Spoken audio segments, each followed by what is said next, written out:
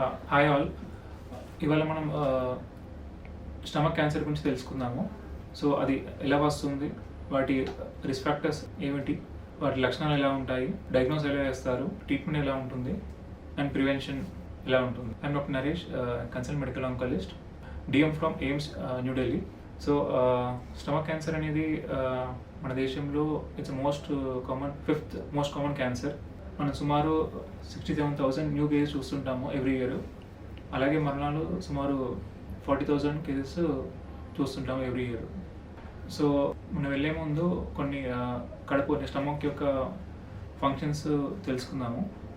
మనం ఫుడ్ తీసుకోగానే మనకి ఫుడ్ పైప్ నుంచి స్టమక్ వెళ్తుంది, గొంతు ఛాతీ నుంచి మనకి స్టమక్లో వెళ్తుంది ఫుడ్ అనేది.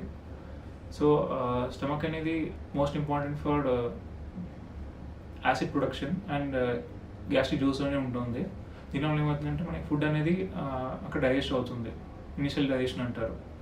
అలాగే వైటమిన్ B12, సో అది కూడా అక్కడ అబ్జర్వ్ అవుతుంది త్రూ ఫ్యాక్టర్ ఉంటుంది, ప్రోటీన్ అనేది, that is called intrinsic factor. So ఆ తర్వాత మనకి ఫుడ్ అనేది స్మాల్ ఇంటెస్టైన్లోకి వెళ్తుంది. ఇంకోటి ఈ గ్యాస్ట్రిక్ యాసిడ్ వల్ల ఏమవుతుందంటే ఇన్ఫెక్షన్స్ కూడా మనకి తగ్గుతుంది అన్నట్టు. మనకి ఇనిషియల్ ఫుడ్ తీసుకోగానే ఏమైనా మైక్రోబ్స్ ఉన్నాయని ఈ యాసిడ్ ఫంక్షన్ వల్ల అవి చనిపోతుంటాయి. That is both for production and also for digestion. So మనకి స్టమక్ క్యాన్సర్కి రిస్క్ ఫ్యాక్టర్స్ ఏమి ఉంటాయి? సో మనకి కడుపులో కూడా 2 భాగాలు ఉంటుంది ముఖ్యంగా. అప్పర్ పార్ట్ కార్డియా అంటారు, లోవర్ పార్ట్ నాన్ కార్డియా అంటారు. సో రెండింటికి కొంచెం రిస్క్ ఫ్యాక్టర్స్ డిఫరెంట్గా ఉంటుంది. మనకి ఓవర్ వెయిట్, లావు ఉండడం, ఒబిసిటీ అండ్ జిఆర్డి అంటారు, మనకి గ్యాస్ట్రిక్ రిఫ్లెక్స్ ఉంటుంది కొంతమందిలో. సో వాటిలో మనకి అప్పర్ పార్ట్ అనేది ఎక్కువ ఎఫెక్ట్ అయ్యే ఛాన్స్ ఉంటుంది. మిగతాది లోవర్ పార్ట్ అనేది ఆల్కహాల్, మద్యం సేవించడం వల్ల సుమారు 3 drinks per day, more than 3 drinks per day. అలాగే స్మోకింగ్. ఇంకోటి మనం తీసుకునే ఫుడ్.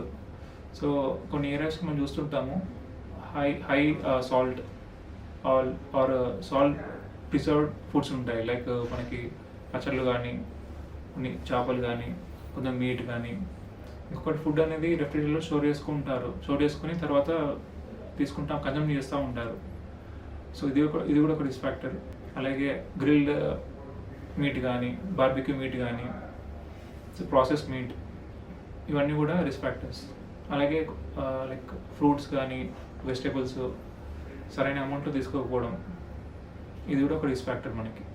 అలాగే కొన్ని ఇన్ఫెక్షన్స్, ముఖ్యంగా హెలికోబాక్టర్ పైలోరీ అంటారు, అదొక బ్యాక్టీరియల్ ఇన్ఫెక్షన్. అది జనరల్గా కామన్ ఇన్ఫెక్షన్, కాబట్టి కొంతమందికి క్రోనిక్గా ఉండిపోతుంది ఇన్ఫెక్షన్ అనేది. సో దీనివల్ల మనకి రిస్క్ అనేది పెరిగే ఛాన్స్ ఉంటుంది. సో అది ఎలా చేస్తుందంటే, ఏదైతే మన కడుపులో ఉన్న లైనింగ్ ఉందో కణాలని చంపుతుంది అన్నట్టు. ఆ కండిషన్ అట్రోఫిక్ గ్యాస్ట్రైటిస్ అంటారు. చంపడం వల్ల ఏమవుతుందంటే యాసిడ్ సెక్రీషన్ అనేది తగ్గిపోతుంది. మనకి తగ్గడం వల్ల ఏదైతే మనకి మైక్రోబ్స్ని చంపే శక్తి ఉంటుందో తగ్గిపోతుంది. దీనివల్ల రిస్క్ అనేది పెరిగే ఛాన్స్ ఉంటుంది. అలాగని ప్రతి ఇన్ఫెక్టెడ్ అయిన పేషెంట్కి ఇది ఖచ్చితంగా వస్తుంది అనేది కాదు. ఇది ఇన్ఫెక్షన్ వల్ల రిస్క్ అనేది పెరుగుతుంది. అలాగే కొన్ని ఆటోఇమ్యూన్ గ్యాస్ట్రైటిస్ అంటారు. ఇందులో ఏమవుతుందంటే మన సెల్ఫే మన సొంత కణాలని, మన కడుపులో ఉన్న ఆ లేయర్ ఉన్న కణాలను చంపడం వల్ల మళ్ళీ యాసిడ్ తగ్గి మన ఇమ్యూనిటీ తగ్గడం వల్ల, చంపకపోవడం వల్ల మైక్రోబ్స్ని ఆ రిస్క్ అనేది పెరుగుతుంది. ఇంకోటి కొంతమంది సర్జరీ చేస్తుంటారు, ఫర్ అల్సర్ కోసం కానీ, కొంత భాగం అనేది తీస్తారు జనరల్గా స్టమక్లో, కడుపులో భాగాన్ని. తీసినప్పుడు ఏమవుతుందంటే దీనివల్ల మనకి యాసిడ్ ప్రొడక్షన్ అనేది కూడా తగ్గుతుంది. అలాగే ఇంకోటి మనకి బైల్ రిఫ్లెక్స్ అని ఉంటుంది, కింద నుంచి బైల్ అనేది కొంచెం పైకి వస్తూ ఉంటుంది. సో ఈ 2 కారణాల వల్ల రిస్క్ అనేది పెరిగే ఛాన్స్ ఉంటుంది.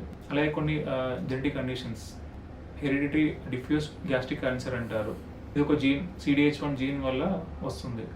సో ఈ జీన్ ఉన్న వాళ్ళకి లైఫ్ టైంలో సుమారు 70% వరకు రిస్క్ ఉంటుంది గ్యాస్ట్రిక్ క్యాన్సర్ రావడానికి. అందుకే మనకి ఎవరికైనా ఇలాంటి జీన్ అనేది తెలిసిందంటే, ఫ్యామిలీలో కానీ ఎవరికైనా ఉన్నప్పుడు తెలిసినప్పుడు స్టమక్ అనేది తీస్తాము.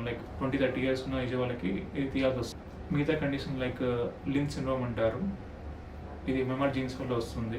అలాగే ఫ్యాప్ అంటారు, పీట్ జుగర్ సిండ్రోమ్ అని. సో ఇలాంటి కొన్ని జెనెటిక్ కారణాల వల్ల కూడా మనకి వచ్చే ఛాన్స్ ఉంటుంది. ఇవి మనకి 5-10% వరకు ఉండే ఛాన్స్ ఉంటుంది. అంత కామన్ కాదు.